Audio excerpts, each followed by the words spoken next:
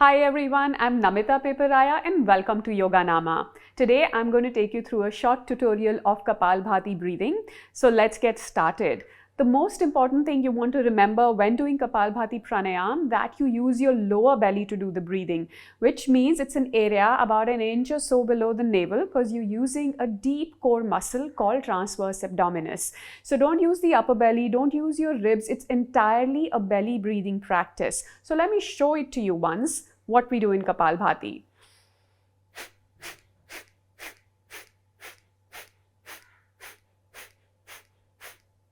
So as you may notice that I don't move the rest of the body, I stabilize the whole body, it is largely relaxed and just concentrating on that area of the lower belly. So you're actively and forcefully exhaling. But what about inhalation? You do nothing. What happens is when you pull the navel in using your abs, using your your transverse abdominis, you push the contents of the belly up, you push the diaphragm up, which throws air out of your lungs. And when you just normally release the belly, some air automatically goes into your lungs. You have to do nothing. And that is the component of inhalation. It's completely passive. So you only focus on pumping the breath out. Inhalation is happening all by itself. This is important because if you actively start inhaling, which will look like this, you are actually hyperventilating and you will get dizzy, get headache, get nausea and a couple of other such side effects, including tingling in the hands or the mouth. You don't want to do that. Kapalbhati is not hyperventilation. There are very specific technical differences between doing the Kapalbhati breathing and hyperventilating. So number one, pulling the belly in, pushing the contents up, in a way throwing the air out of your lungs and then just relaxing, which automatically pulls air into your lungs. That is Kapalbhati. Kapalbhati is a cleansing Kriya, while it is also called a pranayam, but actually it is one of the Shat Kriyas, Shat Karmas of Hatha Yoga.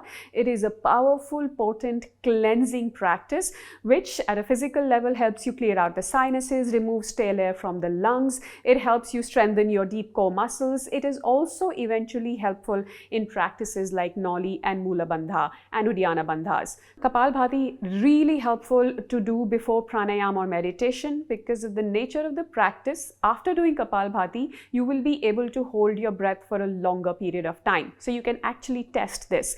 Before you do Kapalbhati, try to hold your breath and see how long you're able to do it, 20 seconds, 30, 40, whatever it is, note it down. And then do Kapalbhati for a minute or so. After that, hold your breath again. It will definitely be longer if you are doing the practice correctly. Once you're able to hold your breath for a little longer period of time, that means you get more time in complete stillness where you are not breathing a lot. And that really helps with focus, concentration, and meditation. So that is why it is actually a pre-pranayam practice. I don't call it a pranayam, it's a cleansing kriya. You can do it before pranayam to have a much more productive breathing session or meditation session.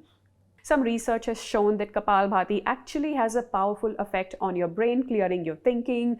It is helpful in depression as well, which makes sense when you look at the meaning of Kapalbhati, which is a skull shining breath.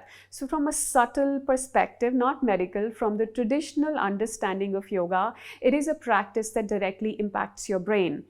Now, who should or should not do Kapalbhati? Let's talk about contraindications first. Who should not do Kapalbhati? People who have any kind of heart issues, high blood pressure, people with vertigo, migraine. These are all Pitta-related disorders. So if you have Pitta issues, you should avoid Kapalbhati because it strengthens the Manipura chakra. It enhances Pitta dosha and reduces Kapha. I'm going to put an exhaustive list of who should or should not do Kapalbhati right here, so you can go through it. Now, there are some risks to this practice because there have been cases of people getting cardiac issues. There was one known case of somebody getting pneumothorax. So it is good to be mindful about this practice. So if you have any existing condition, you should definitely consult your doctor or your yoga teacher or yoga therapist before you progress. But if you are in good condition, in good health, physical and mental health, and you are generally physically active, you can begin Kapalbhati practice.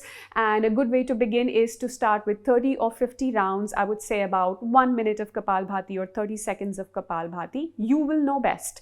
You will know what is working for your body today or on any given day. So 1 minute or 30 seconds is a good starting point. You can build it up week by week. Take 7, 8 weeks, 12 weeks to get there. You can build it up to 5 minutes. And you can do this practice twice a day. It's important that you're on an empty stomach when you do Kapalbhati. You should not have eaten something at least for 4 hours. So which is why early in the morning is a great time to do it, because the environment is very peaceful. You haven't eaten, the belly's been empty for a long time. It is a perfect time to get the practice done. But of course, you can also do it in the evening.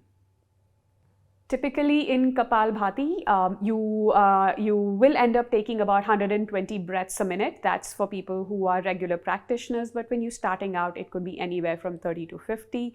Make sure you don't get too breathless. You're not getting too tired. You're not getting chest pains. All of those are signs that you should not be doing the practice and should consult an expert. If you are getting dizzy while doing Kapalbhati or after Kapalbhati, getting headaches and getting nausea, you are likely hyperventilating. So there are a couple of things I want you to check. Your ribs should be stable. Your whole body, upper body should be stable. Only the belly moves. So that's the breathing that we are trying to incorporate. If you're also using the ribs, if you're also inhaling, this is what will happen. So even though you're breathing more air, it might seem counterintuitive, but breathing more air is actually counterproductive in Kapalbhati. It will cause you to release too much carbon dioxide or dispose of too much carbon dioxide from the lungs. And carbon dioxide is not bad. It is useful for the body. So if you release too much of that out, then you will get side effects like headache, irritability, or like what I mentioned, headache, irritability, dizziness, nausea. These are some things, and tingling sensations also. These are some things that you may get if you are not breathing correctly. Active exhalation, passive, effortless inhalation should be your mantra when doing this practice. In terms of posture, you can sit in any comfortable posture for Kapalbhati. I personally prefer Vajrasana because it allows me to keep the belly free in terms of movement.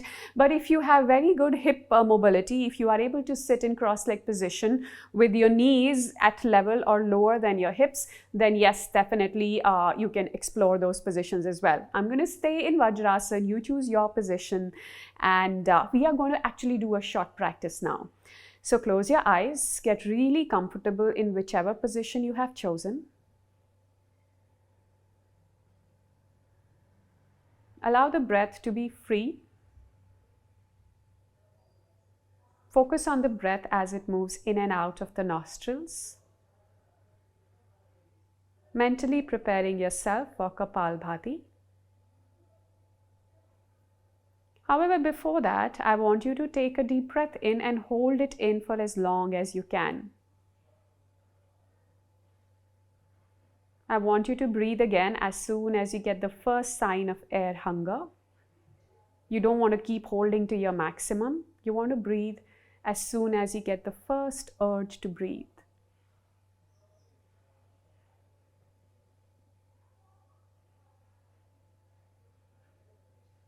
All right, allow the breath to flow normally.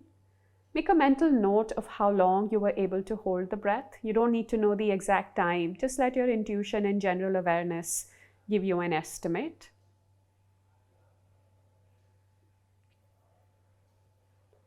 And now we're going to begin Kapalbhati. As per your practice, do either 50 rounds or about 100 to 120. I'm going to go up to 120. You have to stop when you reach your maximum. All right, let's begin.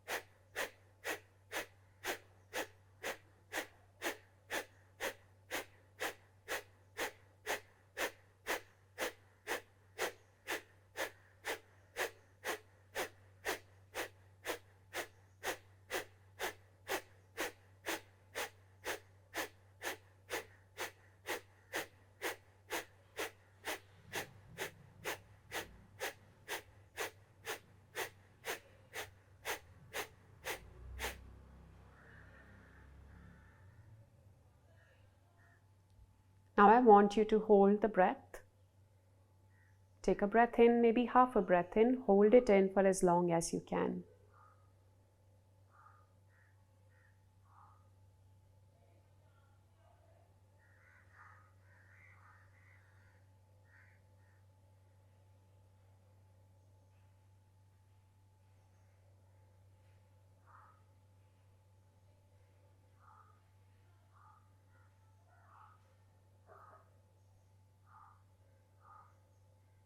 Remember, you have to hold it in only to the point of the first urge to breathe, not to your maximum.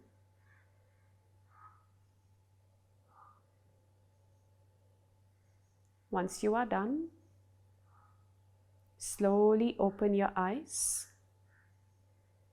and notice, were you able to hold the breath a little longer after doing Kapalbhati than before?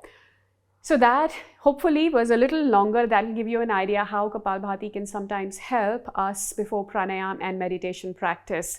Just a note of caution, breath retention should be done with great responsibility. It is not for everybody. As I've shared before, if you have any of these contraindications that I've mentioned before, you should completely avoid it. That's it for today. Thank you so much for joining me in this session. If you would like a more detailed understanding of Kapalbhati and other pranayam practices, do look up my channel Yoganama TV. You will find it on tv.yoganama.com. In that, I have also given you a document which you can download to know more about Kapalbhati and its benefits.